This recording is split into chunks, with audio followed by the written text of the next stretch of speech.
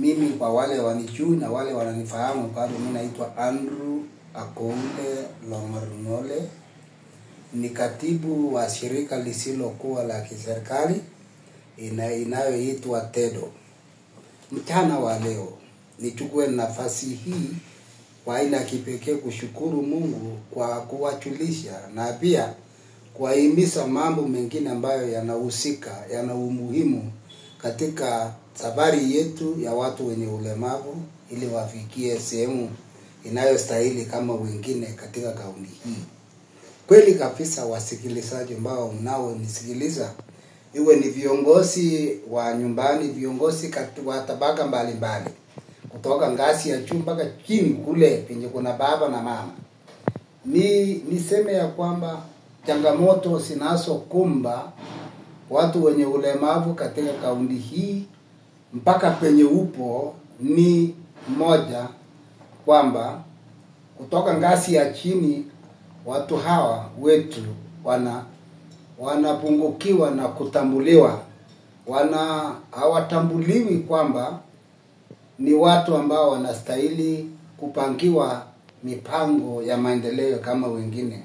Kwa mfano, wewe baba na mama ukiwa unanisikiliza adhuhuri ya leo, ni kwamba watoto ambao wana ulemavu kuna uwezekano kwamba na kuna takwimu ambao umeonekana kwamba watu wengi wetu wako nyumbani. Hiyo ni sehemu moja ya kutengwa, walemavu wasipikie daraja ile ya maendeleo kama wengine. Kwa hivyo nikuombe baba, nikuombe mama, viongozi wote kutoka penye huko mpaka ifikie ofisi kuu ya utawala wa West Pokot County, ni kwamba watoto ambao wana ulemavu wanastahili kutambuliwa ili wapangiwe pia mipango ya maendeleo. Kwa mfano masomo, narudia kwa kusema masomo, kwa sababu ninavyoongea hivyo, kitu ambacho kinachangia kwa ukubwa sana kukua kwa umaskini katika ulimwengu ya watu wenye ulemavu ni ukosefu wa masomo.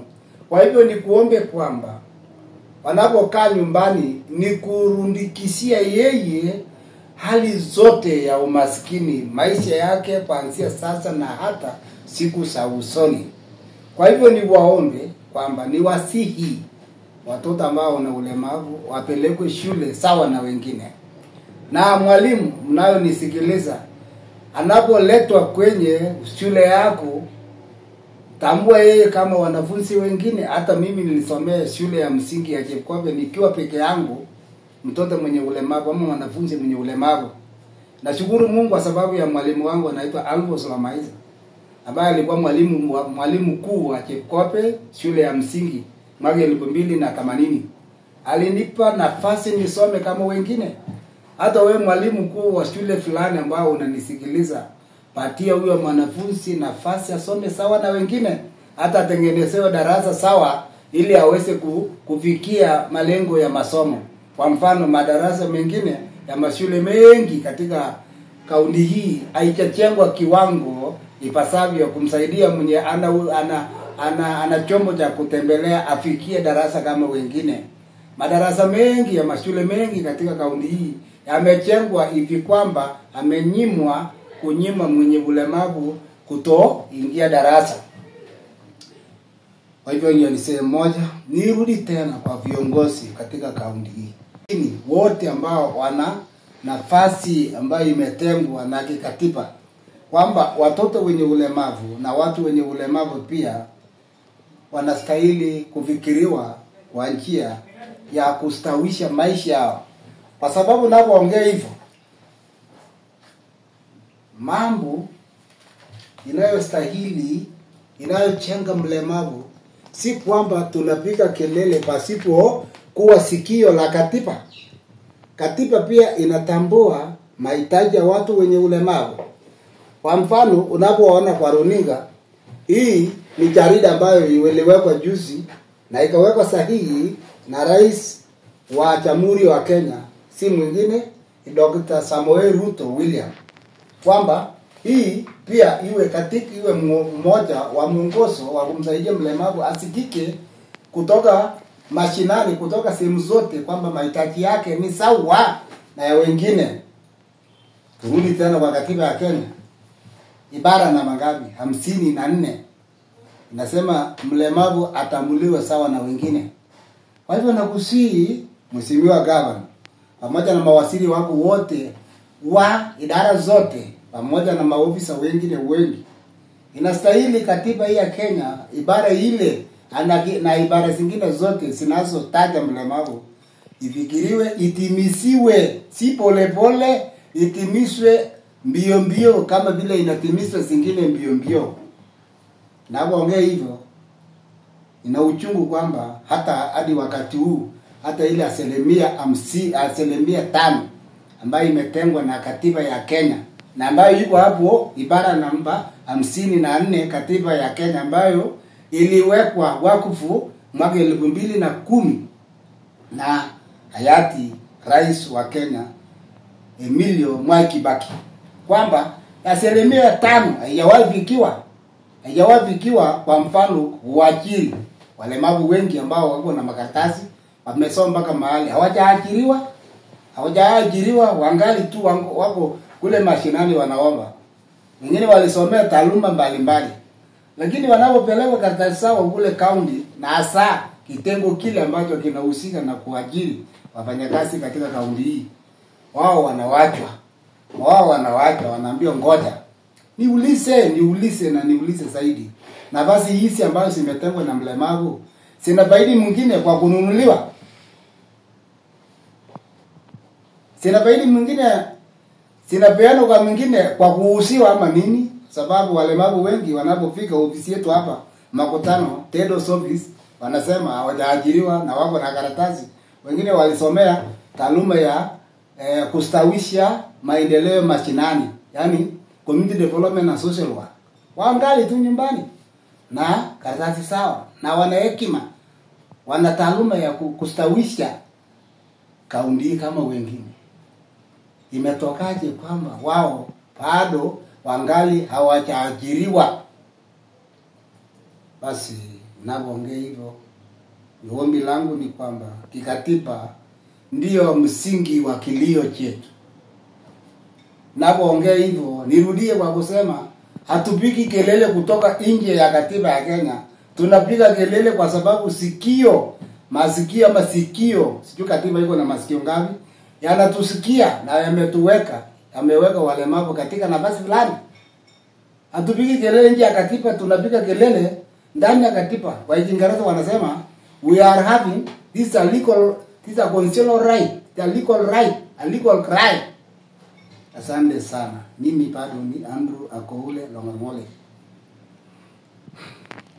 Nirudi tena kwa ile sehemu ya masomo. Wewe msasi, wewe baba na mama, pamoja na viongozi wote katika kijiji hicho, bado ni ombi langu kwamba watoto hawa ambao wana viungo si sawa na wengine wanastahili wapelekwe shule zinapofunguliwa.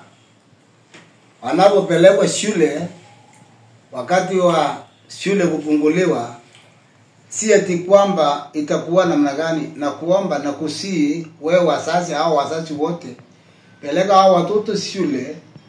Na nilikuwa nimesema pasa ile kwamba mwalimu, pokea hao watoto. Iwapo kama kuna changamoto, kuna shule zingine ambazo zimetengwa kwa ajili ya ulemavu mbalimbali.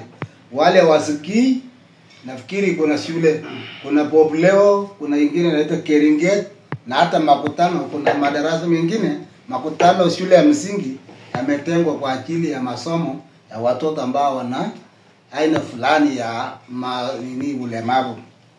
Bado ninasisitiza kwamba watoto hao wanaposoma, nirudi kwa kitengo kile ama kwa ile idara inahusika na pesa ama karo ama basari ya county, kwamba wazazi hawa wanapoleta sakabati ama karatasi ya kuomba karo ya hao watoto, wanastahili pia kupewa. Inaposema hivyo, hata kwa hiyo ofisi ninapoongea, kuna karatasi mingi, wanafunzi wengi ambao wana ulemavu wanasoma sehemu nje ya West Pokot, na kuna wenye wanasoma lakini bado wanatatizika sana.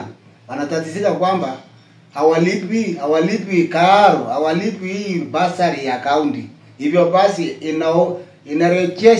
inarudisha moyo wa mzazi kusomesha mtoto mwenye ana ulemavu. Nikuombe wewe kiongozi ambao unahusika na iwe ni pesa ile inaitwa ya kustawisha eneo la ubunge, yani CDF, na hii ingine ya county inaitwa county basari. Watu wetu wenye ulemavu wanapofika hapo na ombi ya karo wapewe sawa na wengine. Hata nisiseme ni sawa, ni kuombe ongezea kidogo. Kama ni 2%, ongezea 5%. Kwa sababu hao ndio wanastahili wasome sawa na wengine. Asante sana. Mwisho, majengo yako sawa kwa ajili ya watu wanaoishi na ulemavu? Majengo ofisi.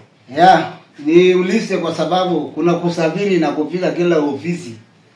Walemavu wanastahili wafikie kila jengo. Majengo yote yaliyomo katika kaunti hii, iwe ni ya serikali na sio ya serikali, yajengwe ipasavyo. Kikifikiriwa mlemavu atapita hapa, mlemavu hawezi kufikia ofisi aongee na huyo mwenye ako ndani, apeane mahitaji yake mwenyewe, si ati aongelewe. Sijui kama mnanifahamu. There is this habit of saying somebody talks on our behalf. No. The reality is somebody has to talk. Disability is not inability. This person has to go inside where he desires her request to reach himself aende, na si ati aongelewe. Okay. Asante sana. Asante.